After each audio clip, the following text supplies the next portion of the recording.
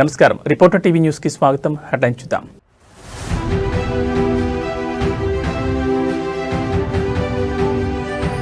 నేటి నుంచి 2 రోజుల పాటు మలేషియాలో ప్రధాని మోడీ టూర్. మలేషియా ప్రధాని అన్వర్తో మోడీ భేటీ.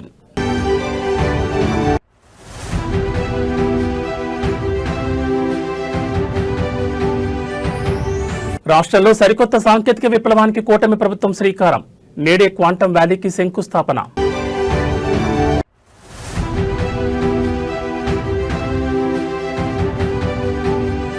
పొరపోరులో దూసుకెళ్తున్న కారు. నేడు కామారెడ్డి జిల్లాలో కేటీఆర్ పర్యటన.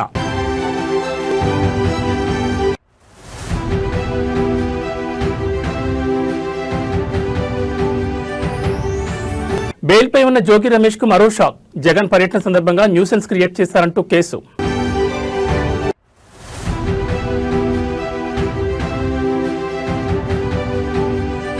అదనపు టారిఫ్లను తగ్గించిన ట్రంప్. రష్యా చమురు దిగుమతుల నిలిపివేతకు భారత్ కట్టుబడి ఉందని వెల్లడి.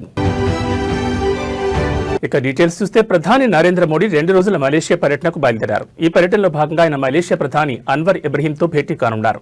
రక్షణ, ఇంధనం, వాణిజ్యం, పెట్టుబడులు, విద్య, సంస్కృతి, పర్యాటక రంగాల్లో ఇరు దేశాల మధ్య ద్వైపాక్షిక సంబంధాలను మరింత బలోపేతం చేయడంపై ఇరువురు నేతలు చర్చించనున్నారు. ఈ పర్యటనకు బయలుదేరే ముందు ప్రధాని మోడీ ఒక ప్రకటన విడుదల చేశారు.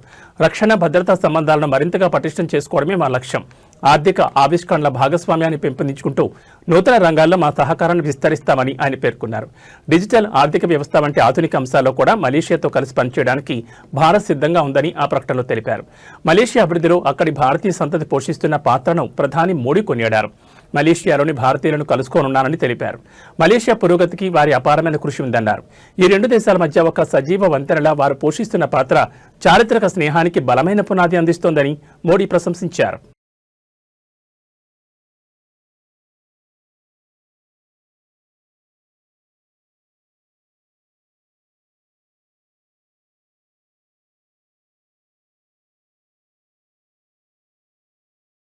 రాష్ట్రంలో సరికొత్త సాంకేతిక విప్లవానికి కూటమి ప్రభుత్వం శ్రీకారం చుట్టింది. అమరావతిలో నిర్మించి తలపెట్టిన క్వాంటం వ్యాలీకి సీఎం చంద్రబాబు, కేంద్ర మంత్రి జితేంద్ర సింగ్తో కలిసి నేడు శంకుస్థాపన చేయనున్నారు.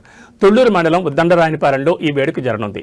క్వాంటం టెక్నాలజీలో ఏపీని అగ్రగామిగా నిలపాలన్న లక్ష్యంతోనే దీని రూపకల్పన జరుగుతోంది. దేశంలో క్వాంటం విప్లవానికి నాయకత్వం వహించే దిశగా రాష్ట్రం అడుగులు వేస్తోంది. ఈ క్వాంటం వ్యాలీ కోసం ప్రభుత్వం 50 ఎకరాలు కేటాయించింది. దేశంలో మొదటి 133 క్యూబిక్ క్వాంటం కంప్యూటర్ అమరావతికి రానుండగా ఈ క్వాంటం వ్యాలీలో ఐబీఎం, టీసీఎస్, ఎల్ఎన్టీ కీలక పాత్ర వహించనున్నాయి. Quantum computing, quantum communications, quantum sensor, artificial intelligence రంగాల్లో పరిశోధన జరగనున్నాయి. అలాగే cyber security, defence, health care, finance వంటి రంగాల్లోనూ రీసెర్చ్లు చేయనున్నారు. ఈ ఏడాది ఆగస్టు నాటికి క్వాంటం వ్యాలీ భవనాన్ని సిద్ధం చేసేలా ఏపీ ప్రభుత్వం ప్రణాళికలు రూపొందిస్తోంది. డిసెంబర్ నాటికి అమరావతిలో క్వాంటం కంప్యూటర్ ఏర్పాటు చేయాలని భావిస్తోంది. ఈ సందర్భంగా సీఎం చంద్రబాబు నాయుడు నేడు రాష్ట్ర చరిత్రలో మరిచిపోలేని రోజుగా మిగులుతుందని సోషల్ మీడియా వేదికగా తెలిపారు. 1990లలో భారత్ను ఐటీ మ్యాప్పై నిలిపిన ప్రయాణమే నేడు క్వాంటం మ్యాప్పై భారత్ను అగ్రస్థానంలో నిలిపే దశకు చేరుకుందని పేర్కొన్నారు. నేడు నూతన ప్రయాణానికి అమరావతి కేంద్ర బిందువుగా మారనుందని, రాష్ట్ర చరిత్ర మారే రోజుగా గుర్తుండిపోతుందని తెలిపారు.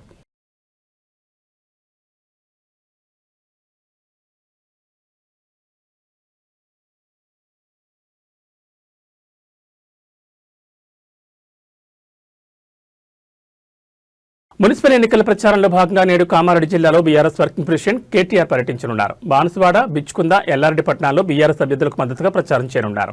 శనివారం మధ్యాహ్నం జిల్లాకు చేరుకోనున్న కేటీఆర్ ర్యాలీలు, కార్నర్ మీటింగ్లలో పాల్గొనున్నారు. అసెంబ్లీ ఎన్నికల్లో అబద్ధపు హామీలతో కాంగ్రెస్ ప్రభుత్వం వంచిన తీరును ఆయన ఎండగట్టనున్నారు.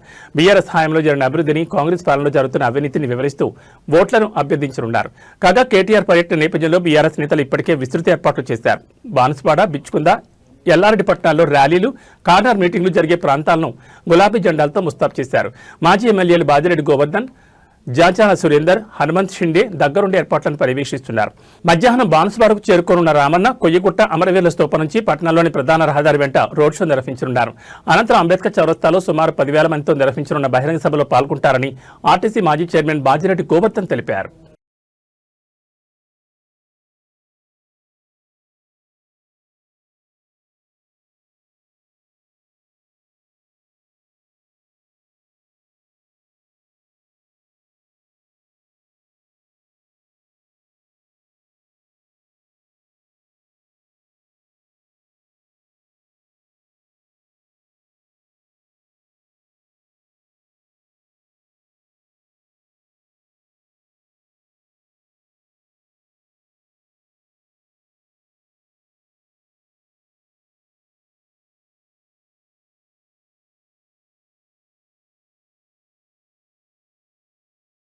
వైసీపీ కీలక నేత మాజీ మంత్రి జోగి రమేష్ పై నాన్ బెయిలబుల్ కేసు నమోదైంది. ఎన్టీఆర్ జిల్లాలోని Ibrahimpatnam police station SI Ravi Varma ఫిర్యాదు మేరకు ఈ కేసు నమోదు చేశారు.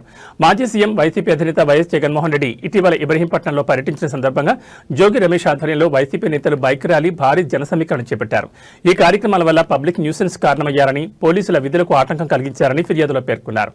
జనసమీకరణ చేయొద్దని అంతకుముందే జోగి రమేష్ కు పోలీసులు నోటీసులు జారీ చేశారు. అయినప్పటికీ పోలీసుల సూచనలను బేఖాతరు చేస్తూ మాజీ మంత్రి వ్యవహరించారని ఎస్ఐ రవివర్మ ఫిర్యాదులో పేర్కొన్నారు. ఈ క్రమంలోని జోగి రమేష్ పై bike rally, public nuisance, police విధులకు ఆటంకం తీసుకురావడం వంటి ఆరోపణలపై నాన్ బెయిలబుల్ కేసు నమోదు చేశారు పోలీసులు.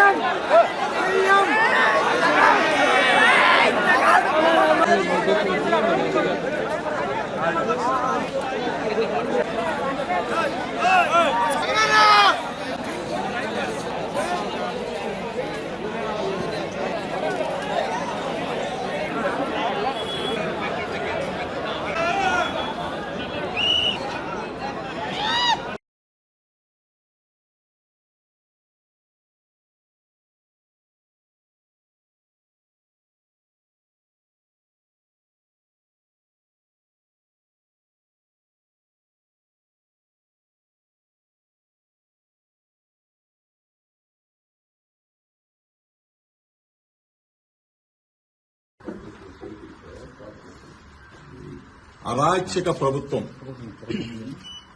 నిన్నటి నుంచి ఏ విధంగా రాష్ట్రంలో వైఎస్ఆర్ కాంగ్రెస్ పార్టీ నాయకుల మీద,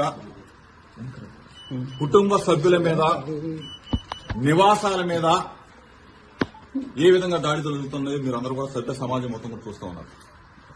ఇప్పుడు ఈ క్షణంలో ఇబ్రహీంపట్నంలో ఉన్న నా ఇంటి మీద చంద్రబాబు నాయుడు కొడుకు లోకేష్ ఇద్దరు కూడా నా నివాసం మీద దాడి చేయడం కోసం, నా కుటుంబ సభ్యుల మీద దాడి చేయడం కోసం నన్ను ఏదైనా చేయాలి, కిరాతకంగా చేయాలి, రాక్షస ఆనందం పొందాలన్న ఉద్దేశంతో ఇప్పుడు దాడి జరుగుతున్న దృశ్యాలను మీరు మీడియా మిత్రులు అందరూ కూడా రాష్ట్ర ప్రజలందరూ కూడా గమనిస్తా ఉన్నారు. 83 రోజులు అన్యాయంగా అక్రమంగా ఒక ఫేక్ కేసులో చంద్రబాబు నాయుడు కొడుకు అన్యాయంగా ఇరికించి 83 రోజులు నన్ను జైల్లో పెట్టి నన్ను నా తమ్ముడిని రాక్షసానంద పొందారు. ఇది చాలేదా? ఇది చాలకపోగా పెట్రోల్ బాంబులు వేసి నన్ను నా కుటుంబాన్ని అంటే హతమార్చాలని చూస్తారా? ఏం చంద్రబాబు నాయుడు, ఏ లోకేష్, ఏంటి దుర్మార్గం? నన్ను అక్రమంగా 83 రోజులు నిర్బంధించింది చాలక, నన్ను నా తమ్ముడిని నా కొడుకును కూడా జైల్లో పెట్టింది చాలక, ఒక బలహీన వర్గాలకు సంబంధించిన జోగి రమేష్ ని నన్ను ఇబ్బంది పాలు చేయాలా, నన్ను హతమార్చాలా, నా కుటుంబాన్ని అంటే ఏ స్థాయికి వెళ్ళిపోతా ఉంది? ప్రజాస్వామ్యం, రాజ్యాంగం మొత్తం కూడా కూలీ చేస్తూ పోలీసు వ్యవస్థ చోద్యం చూస్తా ఉన్నారు. పోలీసులు ఉండి చోద్యం చూస్తా ఉన్నారు. పోలీసుల సమక్షంలో దాడా? పోలీసు చోద్యం చూస్తారా? లోకేష్ కి చెప్తా ఉన్నా మీ ద్వారా, నా ఇంటికి నీళ్ళు ఎంత దూరమో నీ ఇంటికి నా ఇల్లు అంతే దూరం. ఇవాళేమో సంబరపడుతున్నాయో, రాక్షస ఆనందం పొందుతానో హెచ్చరిస్తా ఉన్నా. మీడియా మిత్రుల ద్వారా చెప్తా ఉన్నా, రాష్ట్ర ప్రజల సమక్షంలో చెప్తా ఉన్నా, ఇది దుర్మార్గమైన చర్య. నేనేం చేశానా? నువ్వు 83 రోజులు మీ అయ్యా నువ్వు నన్ను జైల్లో పెట్టి రాక్షసానందం పొంది చాలక నా ఇంటి మీద దాడి చేస్తావా? Petrol bomb. ప్రభుత్వ సలహాదారు కె కేశవరావు కుమారుడు వెంకట్ కు బెదిరింపులు రావడం ప్రస్తుతం రాజకీయంగా హాట్ టాపిక్ గా మారింది. బంజారా హిల్స్ లోని 1100 గజాల స్థలానికి సంబంధించిన వ్యవహారంలో హైకోర్టులో గడీల రఘువీర్ రెడ్డి, అన్వేష్ రెడ్డి కలిసి పిలివేసి వెంకట్ ను తీవ్రంగా బెదిరింపులకు గురి చేసినట్టుగా తెలుస్తోంది. ఈ వివాదాన్ని పరిష్కరించుకోవాలన్నా లేదా పనులు సజావుగా సాగాలన్నా తమకు 3 కోట్లు ఇవ్వాలని నిందితులు డిమాండ్ చేస్తున్నారు. డబ్బులు ఇవ్వకపోతే తీవ్ర పరిణామాలు ఎదుర్కోవాల్సి వస్తుందని హెచ్చరించడంతో వెంకట్ ఆందోళనకు గురయ్యారు. ఈ క్రమంలోనే తనను వేధిస్తున్నారని, ప్రాణహాని ఉందని వెంకట్ బంజారా హిల్స్ పోలీస్ స్టేషన్లో లిఖితపూర్వకంగా ఫిర్యాదు చేశారు. నిందితులు తనను మానసికంగా ఇబ్బంది పెడుతూ భారీ మొత్తంలో డబ్బులు వసూలు చేసేందుకు ప్రయత్నిస్తున్నారని ఫిర్యాదులో పేర్కొన్నారు. ఆ ఫిర్యాదును స్వీకరించిన పోలీసులు కేసు నమోదు చేసుకుని దర్యాప్తు చేస్తున్నారు. ఓ కారులో వచ్చిన కొందరు వ్యక్తులు సింగనమల టీడీపీ ఎమ్మెల్యే బండారు శ్రావణి ఇంటి వద్ద నిమ్మకాయలు, తెల్ల నువ్వులు పడేసి వెళ్లడం తీవ్ర కలకలం రేపింది. గత కొంతకాలంగా ఎలాంటి ఘటనలు జరుగుతుండటంతో ఎమ్మెల్యే కుటుంబ సభ్యులు భయాందోళనకు గురవుతున్నారు. తాజాగా ఓ స్విఫ్ట్ కారులో వచ్చిన కొందరు వ్యక్తులు ఎమ్మెల్యే ఇంటి ఎదుట నిమ్మకాయలు, తెల్ల నువ్వులు పడేసి అక్కడి నుంచి వెళ్లిపోతుండని గమనించిన ఎమ్మెల్యే అనుచరులు వెంటనే వారిని వెంబడించేందుకు ప్రయత్నించగా కారు అతివేగంతో అక్కడి నుంచి వెళ్లిపోయింది. ఆ కారుకు ఏపీ 39KX0986 నంబర్ ఉన్నట్లు గుర్తించారు. ఇటీవల కొన్ని నెలలుగా తమ ఇంటి వద్ద ఇదే తరహా ఘటనలు జరుగుతున్నాయని ఎమ్మెల్యే శ్రావణి అనుమానం వ్యక్తం చేశారు. ఈ ఘటనల కారణంగా తమ కుటుంబ సభ్యులు తరచూ అనారోగ్యానికి గురవుతున్నారని పేర్కొన్నారు.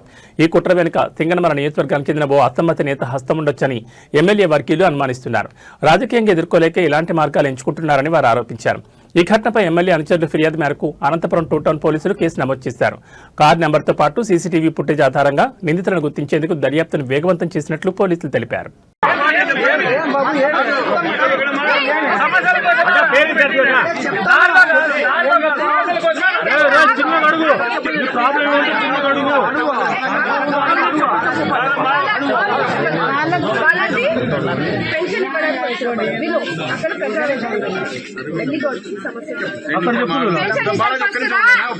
పెన్షన్ అక్కడ మాట్లాడదాము ఓకేనా. ఒక 50-60 ఇండ్ల నుంచి మా ఇంటి దగ్గర అంటే పొలంలోకి మురికి నీళ్ళు వెళ్తున్నాయి. ఆ సమస్య ఎవ్వరు పట్టించుకోవట్లేదు. ఒకసారి మీరు వచ్చి చూడండి. ఫార్మసిస్ట్ కదా, నీ ఊర్లో అన్ని జరిగినాయి. నీకున్న లోకల్ సమస్య వల్ల పని చేయట్లేదు. నేను అధికారులు ఇప్పుడు అందుకే పిలిచినాను. మీరు అక్కడ రండి. మీ ఊరు సమస్య మీకు తెలియదు కాదు. చేయడానికి లోపల రానిట్లేదు. ఒకటే ఈ రోజు ఈ గ్రామానికి రావడానికి కారణం ముఖ్యంగా ఈ ఊర్లో సమస్య ఉందని తెలిసినా కూడా సమస్య ఉన్న గ్రామానికి వెళ్ళి సమస్యలు తీర్చాలనే ఆలోచన బాగుంది.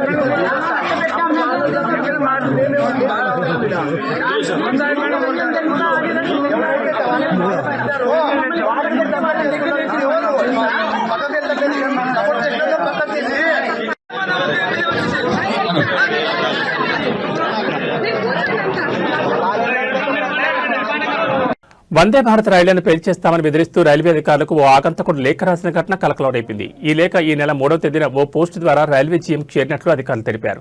ఈ లేఖలో హైదరాబాద్ లో ఉంటున్న 4 జిహాదీ బృందం వందే భారత్ రైళ్లను లక్ష్యంగా చేసుకుని దాడులకు పథకం వేస్తారంటూ ఆగంతకుడు ఆ లేఖలో పేర్కొన్నాడు. వందే భారత్ వెళ్లే లైన్లలో బాంబులు పెట్టి 250 మందిని చంపేందుకు పథకం వేస్తారంటూ లేఖలో ప్రస్తావించాడు. రైల్వే మార్గాల్లో ప్రమాదకర చర్యలకు సిద్ధమయ్యారనే ఆరోపణలను లేఖలో ప్రస్తావించారు. అలాగే 4 వ్యక్తుల పేర్లను కూడా లేఖలో పేర్కొన్నట్లు సమాచారం. ఈ లేఖ అందిన వెంటనే రైల్వే పోలీసులు అప్రమత్తమయ్యారు. భద్రతా దృష్ట్యా వందే భారత్ రైల్వే ప్రాంగణాల్లో ప్రత్యేక తనిఖీలు చేపట్టారు. ప్రయాణికుల భద్రతకు ఎలాంటి ఇబ్బంది కలగకుండా అన్ని జాగ్రత్తలు తీసుకుంటున్నట్లు అధికారులు తెలిపారు. ఈ ఘటనపై పోలీసులు కేసు నమోదు చేసి విచారణ ప్రారంభించారు. ప్రస్తుతం పరిస్థితి పూర్తిగా నియంత్రణలో ఉందని, ప్రజలు ఆందోళన చెందాల్సిన అవసరం లేదని రైల్వే అధికారులు స్పష్టం చేశారు.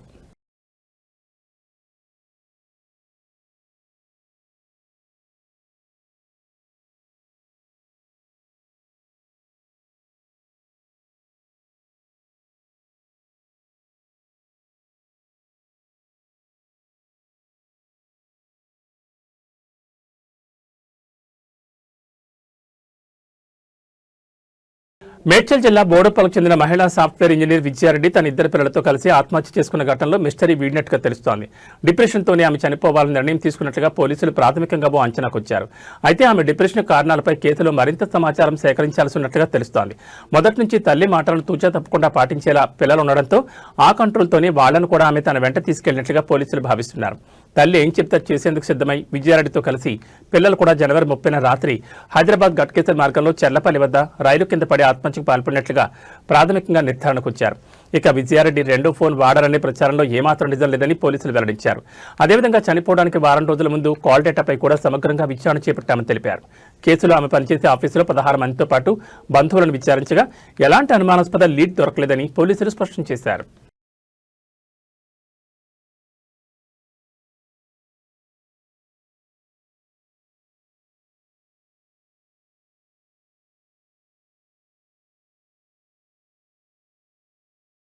హైదరాబాద్ విజయవాడ జాతీయ రహదారిపై ఎన్టీఆర్ జిల్లా కంచికిచర్ల మండలం కేసర్ వద్ద ఓ ప్రైవేట్ ట్రావెల్స్ బస్సు అగ్ని ప్రమాదానికి గురైంది. బస్సు దగ్ధమైనప్పటికీ డ్రైవర్ అప్రమత్తతో పెను ప్రమాదం తప్పింది. ప్రయాణికులందరూ సురక్షితంగా బయటపడడంతో అందరూ ఊపిరి పీల్చుకున్నారు. హైదరాబాద్ నుంచి విజయవాడకు బయలుదేరిన ప్రైవేట్ ట్రావెల్స్ బస్సులో ఒక్కసారిగా వెనుక భాగంలో మంటలు చెలరేగాయి. వెనుక నుంచి పొగలు మంటలు రావడానికి గమనించిన డ్రైవర్ వెంటనే అప్రమత్తమై బస్సును రోడ్డు పక్కకు నిలిపివేసి ప్రయాణికులను క్షణాల్లో బయటకు దించాడు. అప్పటికే మంటలు వేగంగా వ్యాపించడంతో బస్సు పూర్తిగా దగ్ధమైంది.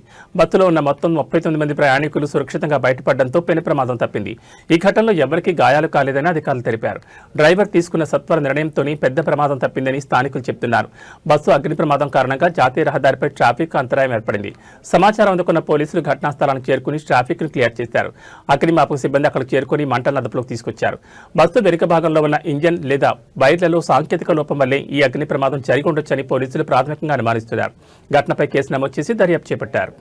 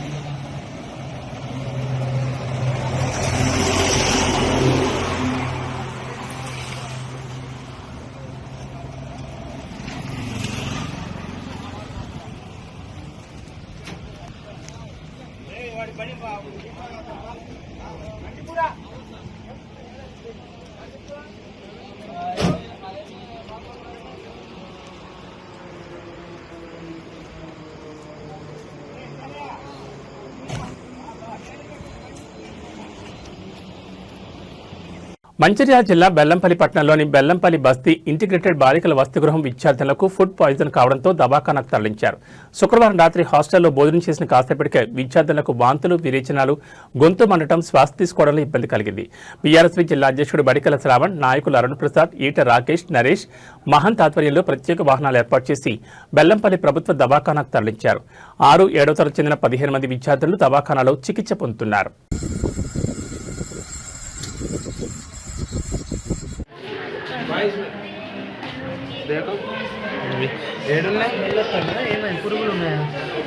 పురుగులు వస్తే బ్లాక్ కలర్ లైట్ పెట్టరా బాబు, అరే మంచిగా పెట్టరా.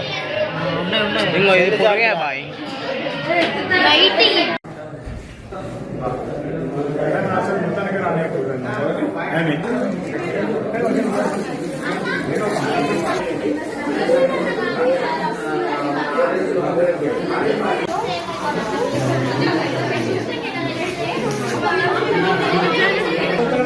ఏం కాదు.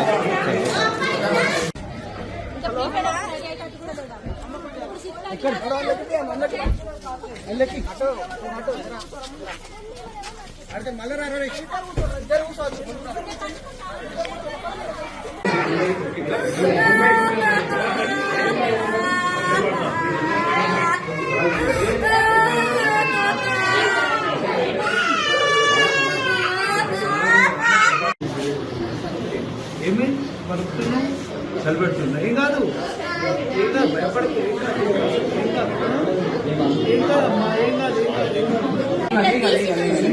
ఇలా తీసి చూస్తే అందులో 5, 6 పురుగులు అయితే ఇక అందరూ తీసి చూసేసరికి అందరికి వెళ్ళింది.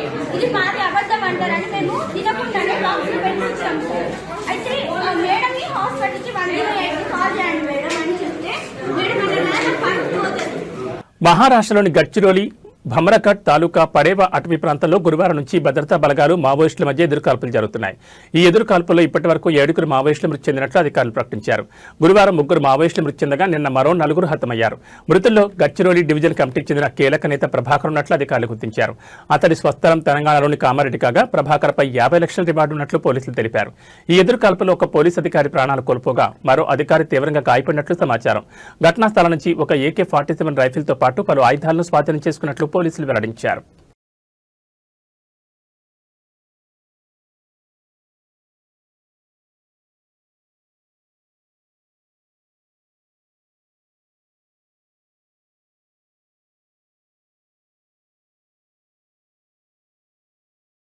అమెరికా అధ్యక్షుడు డొనాల్డ్ ట్రంప్ భారత్కు శుభవార్త చెప్పారు. ఇటీవల భారత్పై విధించిన ప్రతీకార సుంకాలను రద్దు చేస్తున్నట్లు ప్రకటించారు.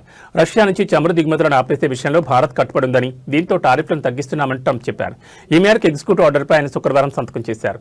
అమెరికా, భారత్ల మధ్య ఇటీవల కుదిరిన ట్రేడ్ డీల్లో భాగంగా 7% టారిఫ్లను ట్రంప్ తగ్గించిన విషయం తెలిసిందే. తాజా ప్రకటనతో భారత్పై అమెరికా పన్నుల భారం 18% తగ్గింది.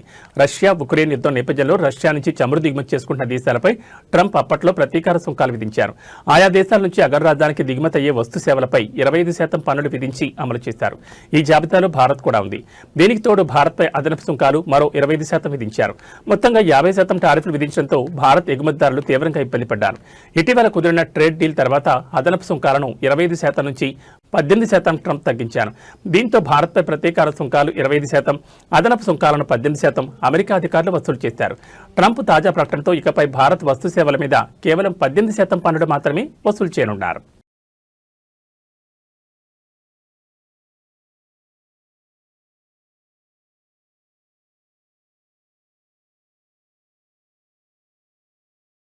ఇస్లామాబాద్లోని షియా మస్జిద్పై జరిగిన ఘోర ఆత్మాహుతి నిరసిస్తూ కాశ్మీర్లోని పలు ప్రాంతాల్లో భారీ నిరసనలు జరిగాయి. మైనార్టీలను లక్ష్యంగా చేసుకుని జరుగుతున్న దాడులను అరికట్టడంలో పాకిస్తాన్ విఫలమైందని నిరసనకారులు మండిపడ్డారు. శ్రీనగర్, బుద్గాంలలో ప్రజలు రోడ్లపైకి వచ్చి పాక్ ప్రభుత్వానికి, ఉగ్రవాదానికి వ్యతిరేకంగా నినాదాలు చేశారు. ఈ దాడిలో మృతుల సంఖ్య 69కి చేరగా వందలాది మంది గాయపడ్డారు.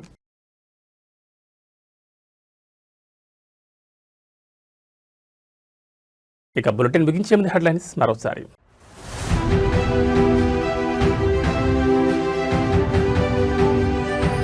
నేటి నుంచి 2 రోజుల పాటు మలేషియాలో ప్రధాని మోడీ టూర్. మలేషియా ప్రధాని అన్వర్తో మోడీ భేటీ.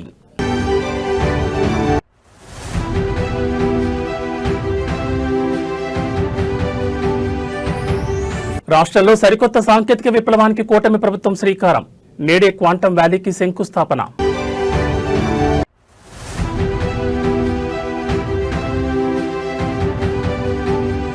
పొరపోరులో దూసుకెళ్తున్న కారు. నేడు కామారెడ్డి జిల్లాలో కేటీఆర్ పర్యటన.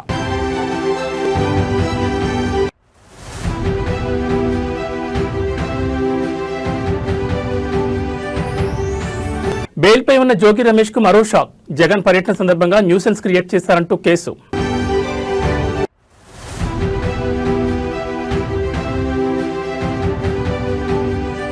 అదనపు టారిఫ్లను తగ్గించిన ట్రంప్. రష్యా చమురు దిగుమతుల నిలిపివేతకు భారత్ కట్టుబడి ఉందని వెల్లడి.